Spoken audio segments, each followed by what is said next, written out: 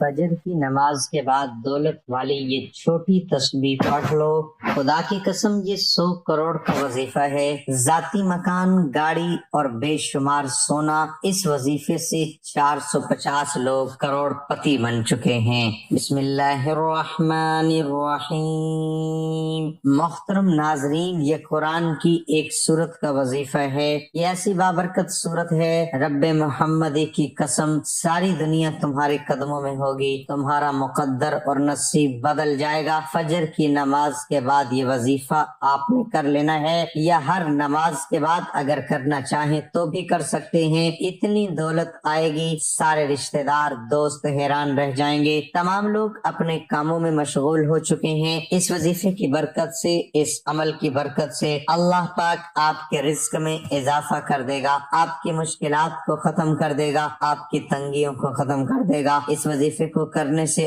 گھروں میں برکت ہی برکت ہوگی۔ اس وظیفے کو کرنے سے اللہ کے فضل و کرم سے آپ کی تمام مشکلات ختم ہو جائیں گی۔ یہ کون سا عمل ہے، یہ کون سے الفاظ ہیں، اس ویڈیو کو مکمل دیکھیے گا تاکہ آپ کو مکمل سمجھ آ سکے۔ ادھورا وظیفہ کریں گے تو وہ کامیاب نہیں ہوتا، اس لیے بہت سارے کمنٹ آتے ہیں، بہت سارے لوگ یہ گلہ کرتے ہیں کہ ہمارے وظیفے اثر نہیں کرتے۔ اس کی ایک تو وجہ یہ ہوتی ہے کہ جو احتیاط بتائی ہوتی ہیں آپ ان پر عمل نہیں کرتے۔ آپ کوئی بھی کام کرتے ہیں اس کا ایک معیار ہوتا ہے، ایک طریقہ ہوتا ہے۔ دنیا داری میں آپ دیکھ لیں، ہر چیز کا ایک طریقہ کار ہے، ایک منظم طریقہ ہے، اس کے مطابق ہی چلا جائے تو انسان کامیاب ہوتا ہے۔ اسی طرح آپ نے جب عبادت بھی کرنی ہوتی ہے تو اس کا بھی اللہ تعالیٰ نے، میرے نبی نے ایک طریقہ بتایا ہوا ہے۔ اب یہ نہیں ہو سکتا کہ آپ عشاء کی نماز دوپہر کو پڑھنا شروع کر دیں، اپنے اپنے ٹائم پہ ہی آپ نے پڑھنی ہے، اور اس کی بھی ایک تعداد مقرر ہے۔ یہ نہیں ہے کہ اس کے 4 فرض ہیں آپ 3 فرض پڑھ لیں، کرنا تو سجدہ ہے اللہ کی ذات کو، لیکن جو طریقہ کار بتایا گیا ہے آپ اس میں 4 رکعت ہی آپ کو پڑھنی ہے۔ اسی طرح آپ نے جب کوئی وظائف کرتے ہیں تو اس کا بھی ایک طریقہ کار ہوتا ہے۔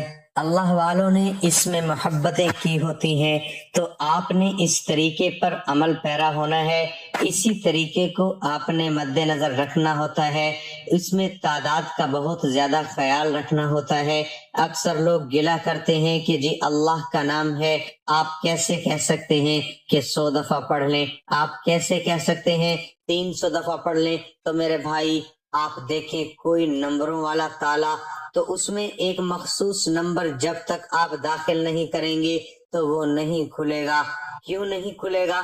نمبر تو سارے ہیں، آپ کوئی بھی نمبر ملا لیں، لیکن جو مخصوص نمبر آپ نے اس پہ لگایا ہوا ہے وہی نمبر آپ ڈالیں گے تو پھر ہی وہ تالا کھلے گا۔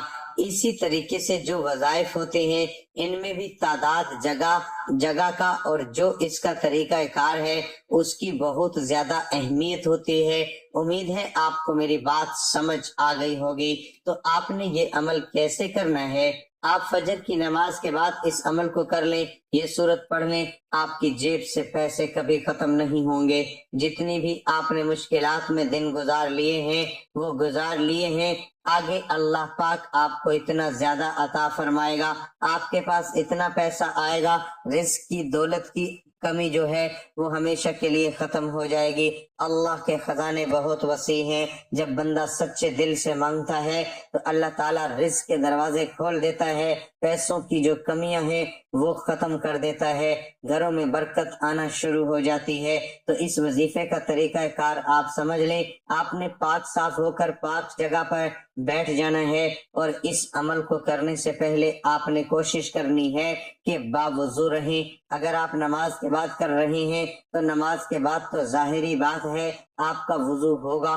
آپ نے نماز کے فوراً بعد سب سے پہلے آپ نے اعوذ باللہ من الشیطان الرجیم بسم اللہ الرحمن الرحیم 3 مرتبہ پڑھ لینی ہے، شیطان مردود کا وسوسہ آپ سے ختم ہو جائے گا۔ اس کے بعد آپ نے درود پاک پڑھ لینا ہے۔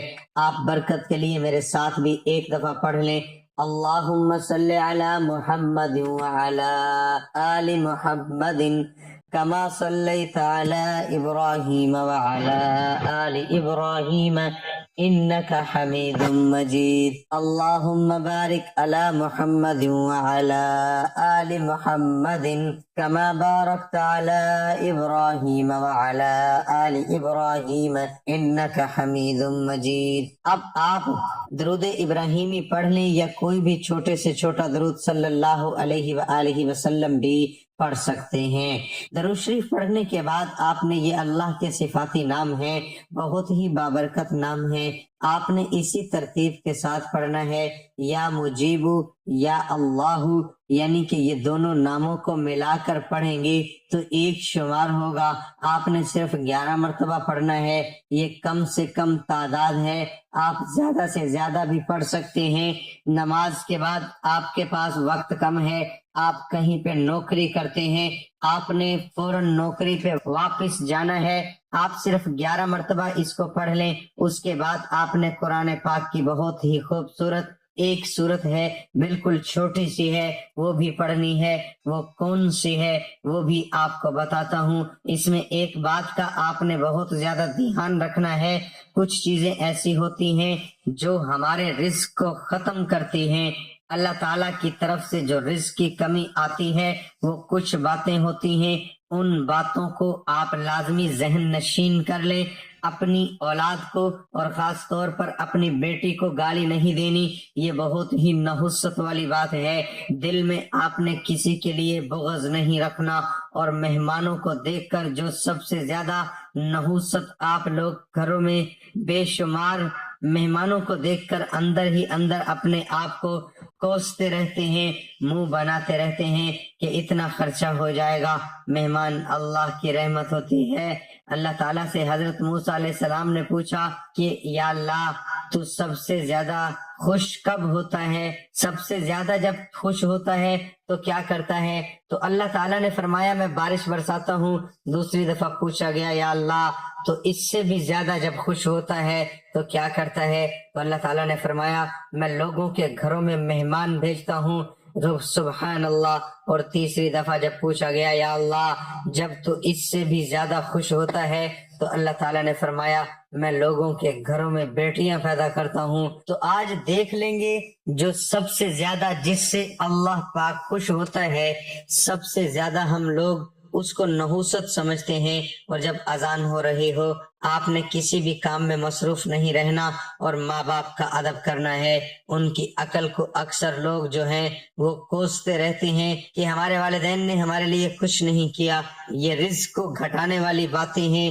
نماز کے بعد آپ نے لازمی دعا مانگنی ہے۔ دسترخوان پر جو روٹی کے چھوٹے چھوٹے ذرات ہوتے ہیں، جو کھانا بچ جاتا ہے، اکثر خواتین جو ہیں ان کو دھو دیتی ہیں، وہ نالیوں میں چلا جاتا ہے، یہ رزق کی بے برکتی ہوتی ہے۔ آپ نے ان ہاتھوں کا خاص خیال رکھنا ہے۔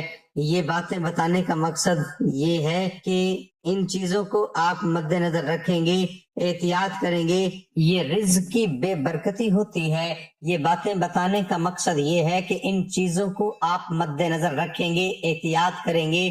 سنتے وقت یہ بڑی عجیب سی لگتی ہے، چھوٹی چھوٹی باتیں لگتی ہیں، لیکن دراصل یہی ہمارے رزق میں کمی لاتی ہے، ہمارے گھر سے نحوست جاتی نہیں ہے۔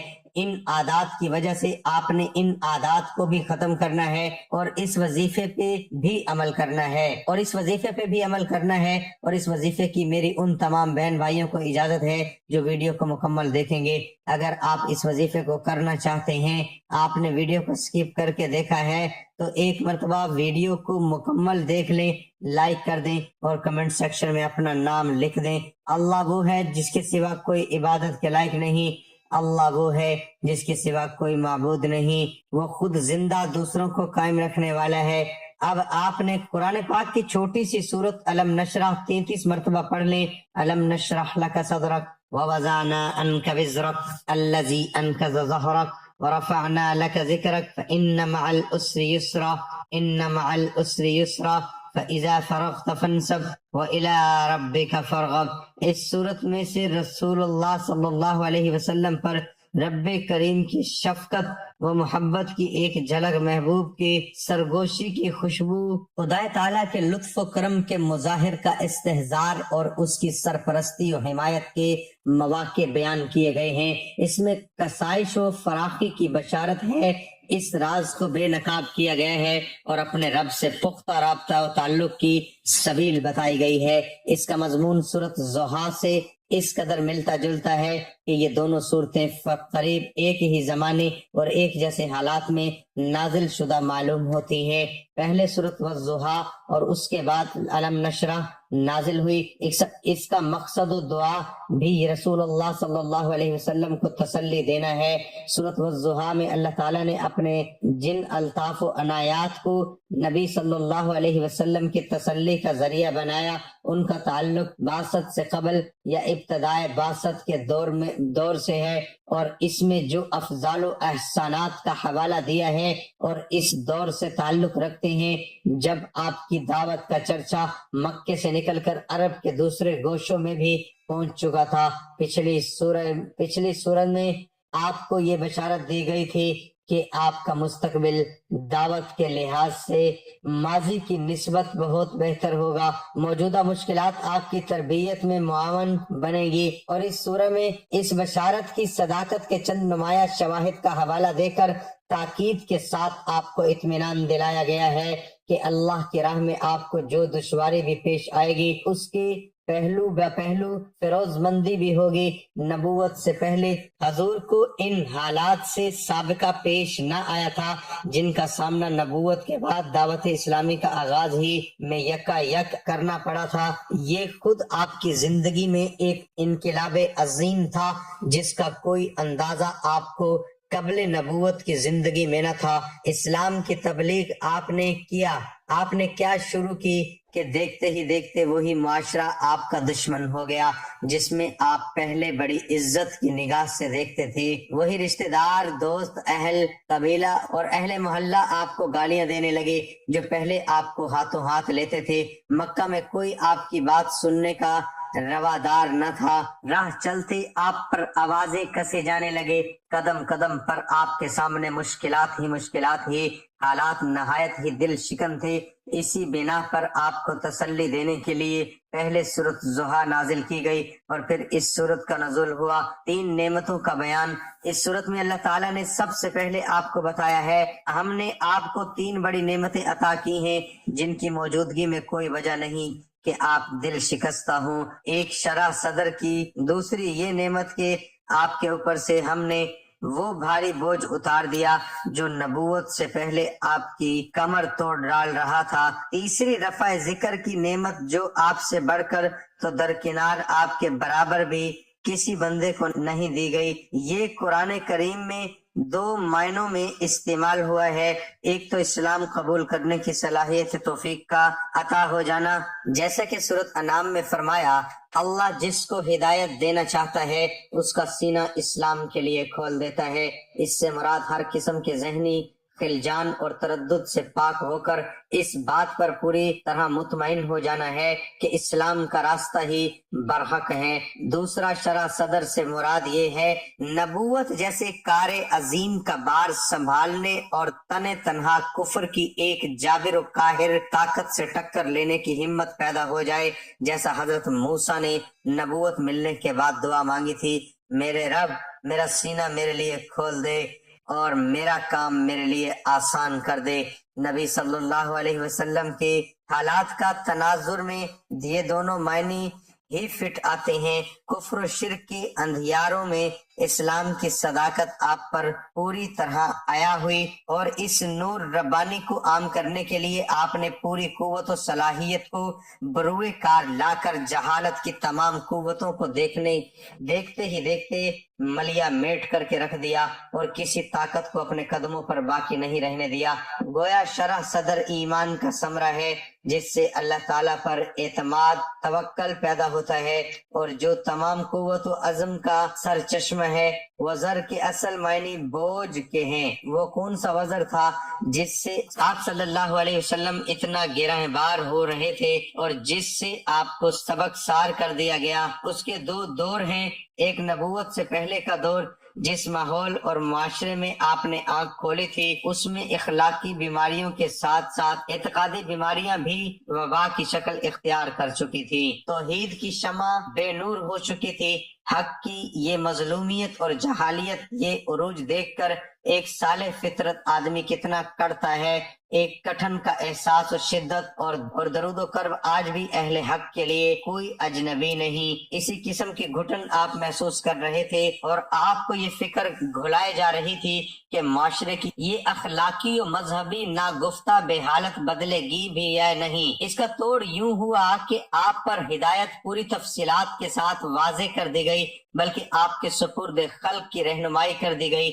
گویا نبوت سے سرفراز کیے جانے کے بعد اللہ تعالیٰ نے آپ کو بتا دیا کہ توحید و آخرت اور رسالت پر ایمان ہی وہ شام کلید ہے جس میں انسانی زندگی کے بگاڑ کا حل موجود ہے۔ اس راز کو پا کر آپ کے دل کا بوجھ ہلکا ہو گیا اور اس کا دوسرا دور اعلان نبوت کے بعد شروع ہوا، اور جب آپ کو تبلیغی احکام اور اس کے نتائج کی فکر نے گھلانا شروع کر دیا، نوبت یہاں تک پہنچ گئی کہ آپ ہر وقت اسی فکر میں ڈوبے رہتے، جس کا اظہار قرآن میں کئی جگہ فرمایا کہ اے نبی تم ان کے کفر سے اتنے اپسٹ ہو کہ اپنے آپ کو نقصان پہنچا لو گے۔ اسی لیے جگہ جگہ قرآن کریم نے آپ کو نہایت ہی شفقت امر تسلی بھی دی کہ آپ کا کام بس تبلیغ ہے۔ ہدایت پر لوگوں کو زبردستی لانا آپ کے فرائض میں نہیں، اس میں اللہ تعالیٰ نے حضرت محمد صلی اللہ علیہ وسلم کی حوصلہ افزائی کی ہے۔ اسی طرح آپ بھی اللہ کے ذات پر یقین رکھتے ہوئے اس وظیفے کو کر لیں، انشاءاللہ اللہ تعالیٰ آپ کی بھی پریشانیاں دور کر دے گا